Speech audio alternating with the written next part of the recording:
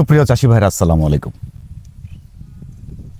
একটি আদর্শ শিং মাছের পুকুর। একজন চাষি কতটা মাছ প্রেমী হলে এত গুছিয়ে এত পরিপাটি করে একটি পুকুর করতে পারেন। প্লাঙ্কটন বের করা হচ্ছে, যা পুকুরের যত্নের একটি অংশ। আপনাকে উচ্চ ঘনত্ব শিং মাছ চাষ করতে গেলে অবশ্যই আপনাকে পুকুরে যত্নবান হতে হবে। যদি আপনি যত্নবান না হন, সেক্ষেত্রে রোগবালাই আপনাকে চেপে ধরবে। আর রোগবালাই যদি আপনাকে চেপে ধরে, তাহলে আপনার বেচ পিছিয়ে যাবে, আপনার খরচটা বাড়বে, আপনার লাভের অংশটা কমে যাবে। আমি এই মুহূর্তে রয়েছি টাঙ্গাইল জেলার গোপালপুর উপজেলার বড় কুমুল্লি গ্রামে রফিক ভাইয়ের পুকুর পাড়ে। আপনারা জানেন, রফিক ভাই ইউটিউবে অনুপ্রাণিত হয়ে এই উচ্চ ঘনত্ব শিং মাছ চাষে যুক্ত হয়েছিলেন। এরপর এই পুকুরটাতে উনি একেবারে আধুনিক প্রযুক্তিতে উনি চাষ শুরু করেন। শুরুতে উনি একটি পরীক্ষামূলকভাবে একটি পুকুরে চাষ করেন 880,000 দিয়ে। ওইটাতে সফলতাভাবে উত্তোলন করার পর এই পুকুরটা উনি খনন করে এটাতে গত একটা ব্যাচ উনি করেছেন। গত ব্যাচে উনি পেয়েছেন 257 মণ। তো রয়েছে রফিক ভাই। আমরা শিং মাছ চাষের পরিচর্যা সম্পর্কের আজকের প্রতিবেদনটি তৈরি করব। রফিক ভাই কতটুকু অভিজ্ঞতা সম্পন্ন হয়েছেন, আপনারা আজকের প্রতিবেদনটি শুরু থেকে শেষ পর্যন্ত দেখলে বুঝতে পারবে। এবং এই উচ্চ ঘনত্ব শিং মাছের যে পরিচর্যাগুলো, এক্সট্রা কী কী কাজ থাকে, এগুলো আজকে উপস্থাপন করবো। রফিক ভাই আসসালামু আলাইকুম। ওয়ালাইকুম আসসালাম, ভালো আছেন? আছি আলহামদুলিল্লাহ। ভাইজান, আজকে আপনার কাছ থেকে আমরা পরিচর্যা নিয়ে কিছু জানবো। শুরুতে একটু বলবেন, আপনার তো এটা দ্বিতীয় ব্যাচ ছিল, এই পুকুরের প্রথম ব্যাচ ছিল ওইটা গত বছর? হ্যাঁ, গত বছর প্রথম, এখন দ্বিতীয় ব্যাচ। এখন দ্বিতীয় ব্যাচ চলছে। গত বছর আপনার প্রথম ব্যাচে কত মণ মাছ হয়েছিল? 257 মণ। 257 মণ মাছ হয়েছিল। আপনার টোটাল খরচটা কত ছিল? 16 লক্ষ প্লাস। আপনার লভ্যাংশটা কেমন এসেছিল? লভ্যাংশ আসলে এইভাবে বলা ঠিক না, তারপরে সন্তোষজনক। জি, মোটামুটি আমি আলহামদুলিল্লাহ ভালো একটা প্রফিট আসছে। জি, আচ্ছা, আলহামদুলিল্লাহ। এখন আপনার ব্যাচটা কত মাস ছিল এটা? আগের ব্যাচটা? হ্যাঁ, গত ব্যাচটা। ওটা রেনু থেকে ছিল 6 মাস 6 দিন আমি হারভেস্ট করি ওটা। রাইট, যে আপনি প্রতিবেদনে বলেছিলেন। জি জি জি। তো আমিও প্রতিবেদনে ছিলাম, প্রথম হারভেস্টের দিন ছিলাম, শেষ পর্যন্ত আমি ছিলাম না। তো শেষ পর্যন্ত 257 মণ মাছ হয়েছিল আপনার। 57 মণ ছিল। এই যে মাছটা আপনি বিক্রি করলেন পুকুরের, বিক্রি করার পর আপনি তো চাষে এসেছেন নতুন করে। জি, আবার চাষে। এই পোনাটাকে আপনি কিনে নিয়ে এসেছেন? না, এটা আমার ওই পাশে 800 একটা পুকুর আছে। প্রথম যে মাছটা আপনি করেছিলেন পুকুরটা, জি, জি, জি, জি। পরীক্ষামূলক ওটাতে পোনা রেনু দিয়েছিলেন? হ্যাঁ, ওটাতে রেনু করছিলাম। ওইখান থেকে পরে পোনা নিয়ে আসছেন? হ্যাঁ, ওইখান থেকে এখানে নিয়ে আসছি। অর্থাৎ এই পোনাটা বড় হয়েছিল আগেই? হ্যাঁ, ওইখানে 200 লাইন হয়ে গেছিল। 200 লাইন আনছি আমি এখানে। কত হাজার পোনা নিয়ে আসছেন? 1,57,000। 1,57,000 নিয়ে আসছেন। জি। 1,57,000 পোনা আনার পর এটাতে কত টন খাবার গেছে আপনার এখন? 6 টন রানিং, প্রায় শেষের দিকে 6 টন। 6 টন প্রায় শেষের দিকে। কি খাবার খাচ্ছেন আপনি? নারিশ। কত মিলি চলছে এখন? 1.2 মিলি। এখন টু টাইম কত কেজি খাচ্ছে? এখন 90 কেজি খায়। রাত্রেবেলা খায় 50 কেজি, সকালবেলা 40 কেজি। 90 কেজি। 90 কেজি খাচ্ছে এখন। 2 বেলা দিচ্ছেন? হ্যাঁ, 2 বেলা দিচ্ছি। আমরা পরিচর্যা নিয়ে পরে আলোচনা আসবো। আপনার পুকুরটা কত শতক এটা? জলাগার আছে 45 শতক। 45 শতক। গভীরতা কতটুকু আছে? এখন যে পানি আছে, এটা আজকে পানি আমি প্রায় 2 ফিট কমাই দিছি, কারণ আমি তলদেশ থেকে পানি বের করতেছি। এভারেজ সবসময় 12 ফিট পানি থাকে। 12 ফিট রাখা যায়? জি, 12 ফিট থাকে। না, আমি আরো বেশি রাখতে পারবো। 14 ফিট 15 ফিট পর্যন্ত পানি রাখার ক্যাপাসিটি অর্থাৎ আছে। পুকুরটা কানা কানা ভরলে 14-15 ফিট পর্যন্ত করা যেতে পারে? জি জি। শিং মাছের জন্য যে গভীরতাটা আপনি নিয়েছেন শুরুতেই, এটা কি ঠিক আছে নাকি বেশি হয়ে গেছে? না, এটা বেশি হয় নাই, কারণ আমি যদি গভীরতাটা একটু বেশি নেই, আমি এখানে মাছ বেশি দিতে পারবো। ডেনসিটিটা বাড়াতে পারবে? জি জি। 40 শতকে 1,57,000 মাছটা পরিমাণে কম হয়ে গেল না? পরিমাণে কম হয়েছে, ঠিক আছে, কিন্তু আমার ওই সাইজের মাছ আমি তখন আর পাই নাই, এজন্য আমি আর মাছ দেই নাই। 1,57,000 আমি এই মাছটা যদি 10-এর নিচে নিয়ে আসতে পারি, আমি 3 লাখ দিয়ে যে প্রফিট পাইতাম, আমি 1,57,000 মাছের সেই প্রফিট পাবো। ফাইন, খুব ভালো লাগলো রফিক ভাই, চমৎকার একটা আপনার ভাবনা। সুপ্রিয় চাষি ভাইয়েরা, রফিক ভাইয়ের প্ল্যান হচ্ছে এই মাছটা উনি যদি 10টায় নিয়ে আসতে পারে, এখানে উনি 300 মণের উপরে মাছ উৎপাদন করতে পারবেন। জি, এই টার্গেট আমি আগাইতেছি। আপনার যে ছোট পুকুরটা, ওটাতে কি রয়েছে? হ্যাঁ, ওটা তো শিং আছে। ওটাতে কিনা পোনা দিছিলাম, নেত্রকোনা জাহাঙ্গীরবাড়ি থেকে পোনা আইনা দিছি 1,20,000। 1,20,000। ওই মাছটা এখন 50-এর ভিতরে আছে। মাছটা ভালো আছে? হ্যাঁ, আলহামদুলিল্লাহ ভালো আছে। আমরা পরিচর্যা যাবো রফিক ভাই, আপনার কাছ থেকে মাসিক পরিচর্যা নিয়ে এবং আলাদা কি আপনি যত্ন করেন এগুলো আমি জানবো, এক্সট্রা যত্নগুলো জানবো। এতদিন আপনি ভিডিও দেখে তথ্য সংগ্রহ করেছেন, মাঠ পর্যায়ে গিয়েছেন বারংবার নেত্রকোনাতে, এবং আমাকে ফোন করে তথ্য জেনেছেন। আজকে আপনার কাছ থেকে আমি জানবো আমার চাষিদের উদ্দেশ্যে। জি জি, বলেন। আমরা শুরুতে আসি, অতিরিক্ত আপনার পুকুরের জন্য আপনি কি কি যত্ন করছেন? অতিরিক্ত যত্নের ভিতরে যেমন আমি এয়ারেটর ইউজ করি, দুইটা এয়ারেটর আছে আমার। কি আর এগুলো? একটা বেঞ্জুরি এয়ারেটর, বেঞ্চুরি একটা, হ্যাঁ আর বেঞ্জুরি, ওইটা? আর ওইটা আমার নিজস্ব তৈরি করা ওই 6টা নজেলের। ওইটা আপনার ওইটা cost- মাঠ পাম্প দিয়ে তৈরি করছি কষ্ট আমি। কেমন আসছে ওটাতে? হ্যাঁ, ওইটা আমার 11,000 টাকা কষ্ট আসছে। আর বেঞ্চুরিটা কত? 14,000 টাকা দিয়া। আপনার ভেঞ্চুরি, এটা হলো আপনার এক্সট্রা যত্ন করছেন, পুকুরে শাওয়ার দিচ্ছেন অক্সিজেনের ঘাটতি পূরণের জন্য। জি জি, আর এয়ারেটর চললে মাছে খাবারটা ভালো খায়, স্বাচ্ছন্দ্য বোধ করে খাইতে। সঠিক। আচ্ছা, এছাড়া এছাড়া প্রতিদিন প্লাঙ্কটন বের করতেছি, এই যে যেমন আজকে কাজ চলছে, প্লাঙ্কটন বের করার। প্লাঙ্কটন বের করতেছি। এছাড়া আমি তলদেশ থেকে পানি চেঞ্জ করি। প্লাঙ্কটনটা আপনি সপ্তাহে কতদিন বের করতে হয়? প্লাঙ্কটন প্রতিদিনই বের করতে হয়। প্রায় প্রতিদিন? হ্যাঁ, প্রায় প্রতিদিনই বিকালবেলা? হ্যাঁ, বিকালবেলা। যদি সূর্যের তাপ বেশি থাকে ওই দিন বেশি হয়, যদি সূর্যের তাপ কম থাকে, বৃষ্টি বৃষ্টি ভাব থাকে কিংবা বৃষ্টি হয়, ওই দিন হয় না, ওই দিন একটু কম হয়। কম হয়। আচ্ছা, এখন আপনি আসলে তলদেশে পানির কথা কি বললেন? হ্যাঁ, তলদেশের পানি আমি চেঞ্জ করি। আমার 100 ফিট লম্বা একটা পাইপ আছে। ওই যে পাইপটা? হ্যাঁ হ্যাঁ, ওই যে হাসি পাইপটা, হ্যাঁ। এটা 100 ফিট লম্বা। আচ্ছা। আর ওই দেখেন ওইখানে একটু একটা ক্যামেরাটা বোতল। আপনি ভালো করে ধরেন, ঝুম হ্যাঁ, করে ধরেন, একটা বোতল ঝুলতেছে। বোতল দেখা যাইতেছে। হ্যাঁ, তার হ্যাঁ, মানে কি ওই জায়গায় আমার পাইপের গোড়াটা আছে, ওইখান দিয়ে পানি বের হইতেছে। আর ওই পাইপের গোড়াতে আমার রশি লাগানো আছে। আমি পাড়ের চতুর্পাশ দিয়ে ঘুইরা ওই গোড়াটা এদিক সেদিক সরাই দিই, অর্থাৎ আমি পুকুরের তলার সব জায়গা থেকে পানি বের করি। অর্থাৎ আপনি যে কাজটা করছেন, এই পাইপটা দিয়ে পুকুরের তলদেশের সমস্ত জায়গা থেকে পানি আপনি বের করছেন, তলদেশের পানিটা। হ্যাঁ জি জি, তলদেশের পানিটা। তাতে করে পুকুরে অ্যামোনিয়া হওয়ার সম্ভাবনা কম। হ্যাঁ, অ্যামোনিয়ার সম্ভাবনা কম। এছাড়া মানে মাছের বজ্রটা তো মূলত তলদেশেই থাকে। হ্যাঁ, জমা আমরা হয়। যতই পানিতে মেডিসিন প্রয়োগ করি, একটা কিন্তু অংশ থাইকেই যায়। থেকে যায় নিচে। হ্যাঁ, আমি যদি তলদেশ থেকে পানিটা বের করি, এটার সাথে এই বজ্রটাও বের হয়ে যাচ্ছে। বের হয়ে যাচ্ছে। অর্থাৎ 100 ফিট আপনার পাইপটা? হ্যাঁ, 100 ফিট। আমি এইদিকে ঘুরাই দিই, ওইদিকে ঘুরাই দিই, এইদিকে ঘুরাই দিই। আমি সব সম্পূর্ণ পুকুরে থেকেই ইউজ করতে পারি আর কি। ইউজ করতে পারছেন আপনি? হ্যাঁ, use করতে পারছি। অর্থাৎ পাইপের মাথাটা এক জায়গায় থাকে, কিন্তু গোড়াটা চতুর্পাশে ঘুরে। ঘোড়াটা ঘুরে যখন দেখে যে না, আমি এই পাশ থেকে ঘোড়া ওই পাশে নিতে পারতেছি না, তখন পাইপের পাইপটা মাথা ওই পাশে নিয়ে যান। আচ্ছা, এছাড়া আর কি কি যত্ন করছেন আপনি? এছাড়া পানি তো এই পানি বের করে আমি আলাদা বাহির থেকে পানি কোনো মানে খোলা পানি দেই না। আমার এই যে ঘরের ভিতরে মোটর বসানো আছে, এইখান থেকে মোটর দিয়ে পানি দেই। আর এছাড়া এক্সট্রা যত্ন দেয় এগুলাই। আর নেট বায়ো সিকিউরিটিটা একটু মানে খুব চমৎকার, খুব চমৎকার। হ্যাঁ, জি। সুপ্রিয় চাষী ভাইরা, বায়োসিকিউরিটিটা আপনার সবচেয়ে বেশি গুরুত্ব দেওয়া উচিত মাছ চাষের ক্ষেত্রে, বিশেষ করে ক্যাটফিশ। কারণ যেহেতু ক্যাটফিশটা ছোট জাতীয় মাছ, এটাকে বক, সিল, পানকুড়ি এগুলা খুব আকর্ষণ করে। জি, জি, আকর্ষণ করে। হ্যাঁ, এবং বিশেষ করে শিং মাছটা টাবুর টুবুর করে সারাদিন, এটাকে দেখলে ওরা আকর্ষণ করে। তাই যদি বায়োসিকিউরিটি আপনার ভালো না থাকে, দেখবেন আপনি বিক্রির সময় মাছ যা দিয়েছেন তার অনেক আপনি হিসাব মিলাতে পারবেন না, অনেক মাছ কম পাবেন বিক্রির সময়, এবং রোগবালাইটাও বেশি হয়।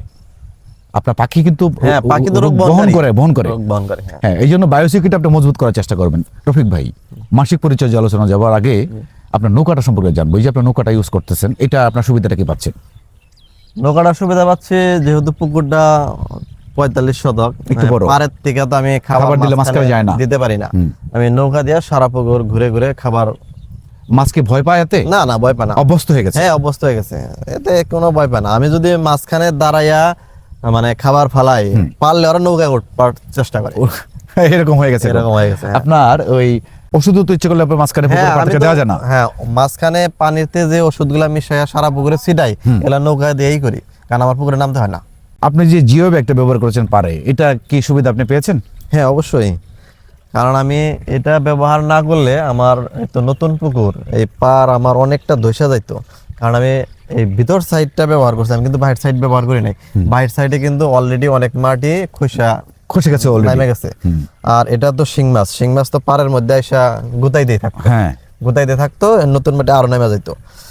এটা ব্যবহার করাতে আমি অনেকটা উপকার পাইছি। আমার ভিতর সাইড পাড়ের কোনো সমস্যা কোনো ক্ষতি হয় নাই। এক বেস করছেন আপনি, কোনো ক্ষতি হয় না। না, এই জায়গায় একটু কম্বল নষ্ট হয়েছিল, এটা হলো মাছ বিক্রির সময় নিচ থেকে মাছ উঠানোর সময়।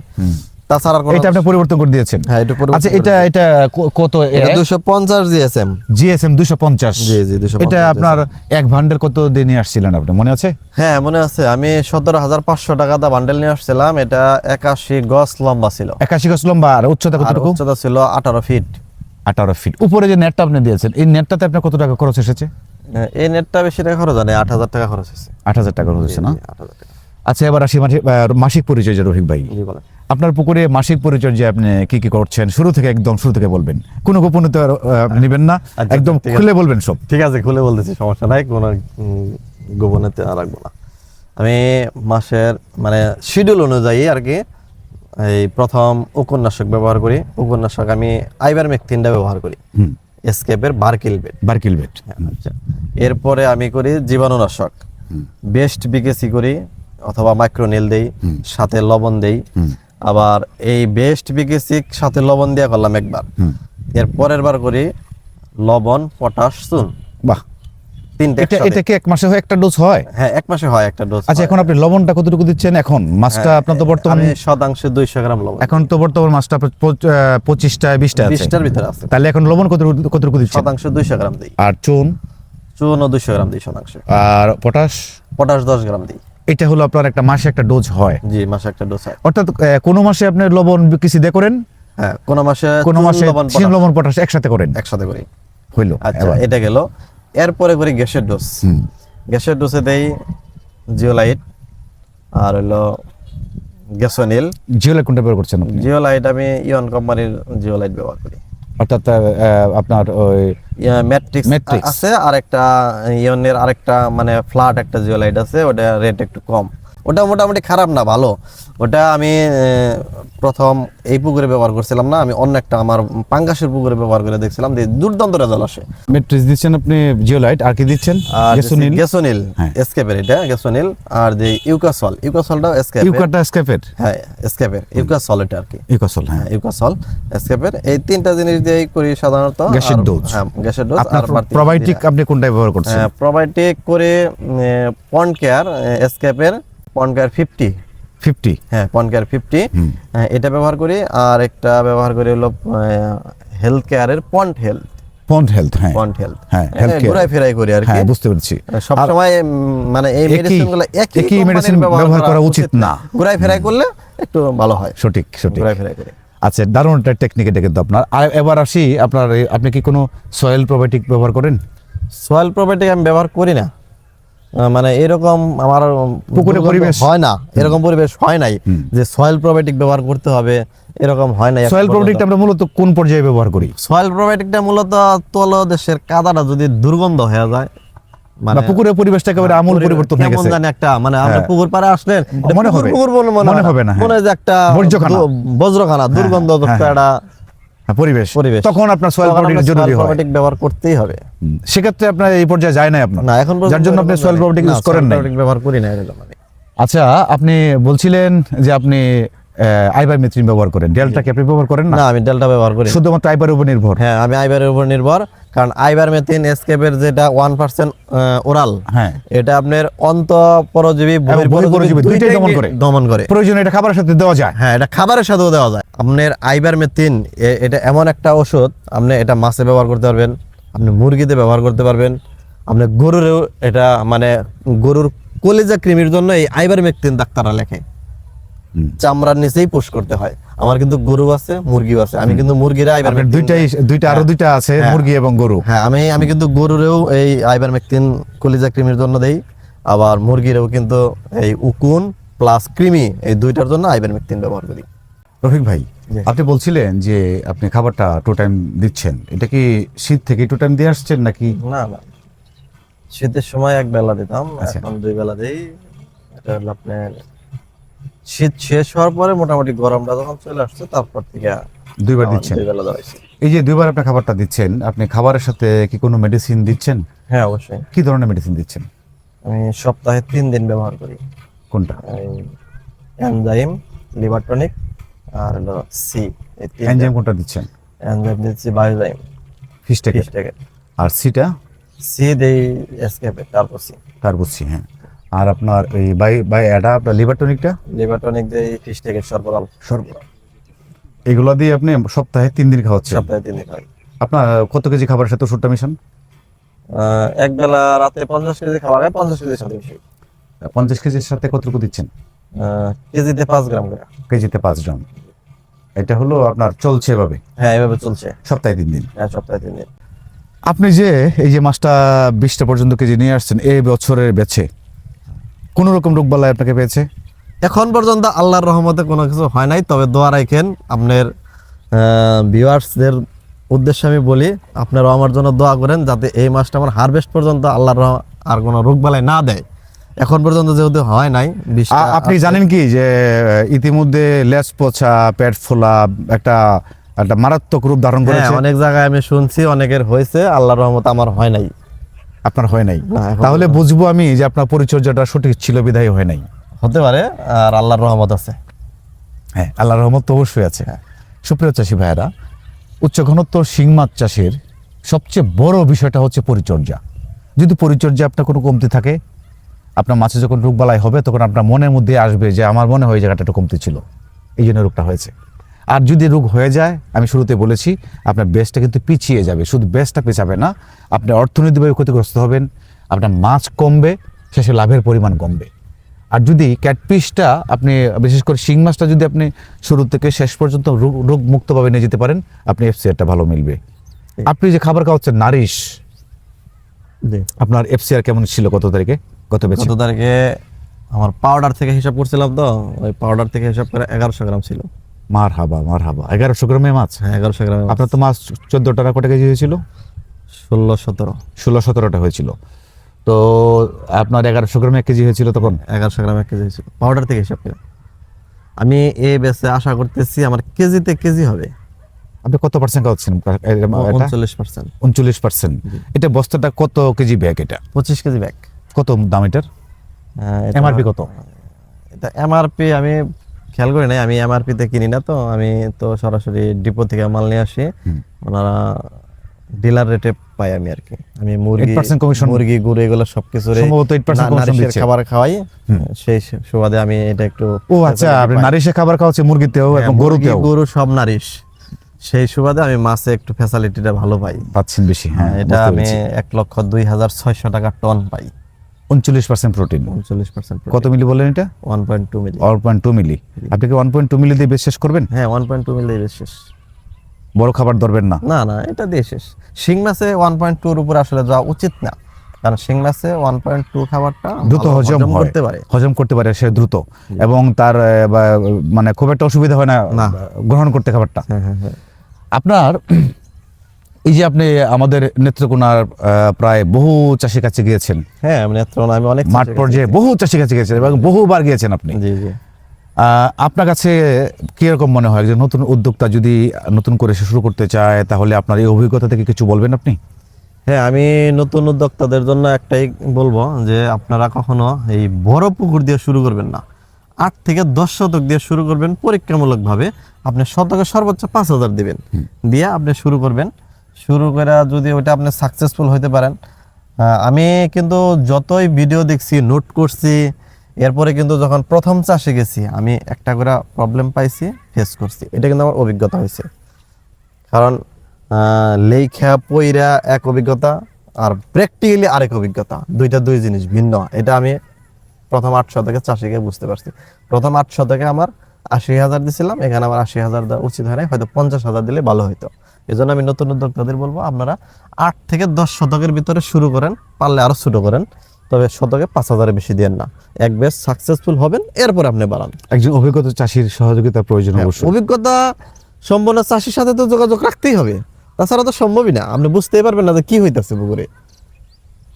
মাঠ পর্যায়ে যাওয়া উচিত। হ্যাঁ, মাঠ পর্যায়ে যাবেন, দেখবেন, অভিজ্ঞ চাষির সাথে যোগাযোগ রাখবেন, তাহলে আপনি সফল হইতে পারবেন, অবশ্যই পারবেন। থ্যাংক ইউ রফিক ভাই, খুব ভালো লাগলো আপনাকে পেয়ে। সুপ্রিয় চাষি ভাইরা, রফিক ভাই যদিও আমার ভিডিও দেখে অনুপ্রাণিত হয়ে উনি মূলত মাছ চাষে যুক্ত হয়েছেন। তারপরে ওনার শুরু থেকে শেষ পর্যন্ত যারা ভিডিওটা দেখেছেন, আশা করি বুঝতে পেরেছেন উনি কতটুকু রিসার্চ এই মাছ চাষটাকে নিয়ে করেছেন, কতটুকু ঘাটাঘাটি উনি করেছেন, এবং ওনার চলার গতিটা, লাইনটা অনেক চমৎকার। আমি শুরুতে একটা ভিডিওতে বলেছিলাম রফিক ভাই এখানে বাজিমাত করবে, এবং লক্ষণটা তাই। রফিক ভাই যেভাবে এগোচ্ছেন, আমার কাছে মনে হচ্ছে রফিক ভাই আরও দূর এগিয়ে যাবেন, এবং এই ক্যাটফিশে উনি এটা ভালো একটা জায়গা দখল করতে পারবেন, এটা আমার বিশ্বাস। রফিক ভাইয়ের জন্য দোয়া করবেন। আপনাদের সকলে সুস্বাস্থ্য এবং দীর্ঘায়ু কামনা করি। সকলে ভালো থাকবেন। আসসালামু আলাইকুম।